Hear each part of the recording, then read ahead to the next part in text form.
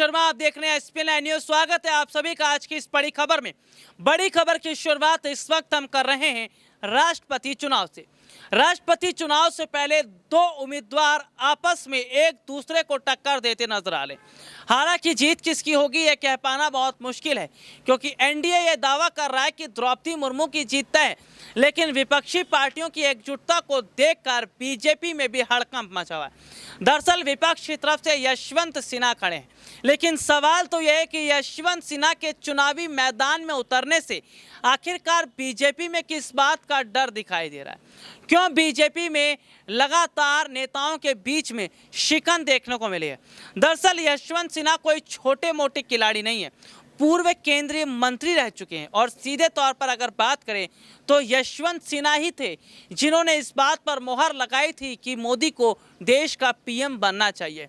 2014 के वक्त की अगर बात करें तो उस समय तमाम जब नेताओं की बड़े बड़े मंत्रियों की बैठक हो रही थी, उसमें यशवंत सिन्हा भी शामिल थे। तमाम ऐसे मंत्री शामिल थे, नेता शामिल थे जिन्होंने ये कहा था कि हाँ, मोदी को ही देश का पीएम बनना चाहिए। लेकिन यशवंत सिन्हा मानते हैं कि उनसे बहुत बड़ी गलती हो गई। कई नेता मानते हैं कि उनसे बहुत बड़ी गलती हो गई, क्योंकि मोदी का नाम पीएम के तौर पर रखना ये सही नहीं था। दरअसल सीधे तौर पर देखा जा रहा है कि अब यशवंत सिन्हा उसी बीजेपी के खिलाफ खड़े हैं जिस बीजेपी के साथ एक समय उनका अच्छा रिश्ता हुआ करता था। तो सीधे तौर पर देखा जा रहा है यशवंत सिन्हा लगातार महंगाई, बेरोजगारी, शिक्षा, स्वास्थ्य जैसे मुद्दों की बात कर रहे हैं। यशवंत सिन्हा का कहना है कि राष्ट्रपति पद के लिए उस कैंडिडेट को चुनना चाहिए या उस कैंडिडेट का चयन होना चाहिए जो देश के मुद्दों को उठाता रहे।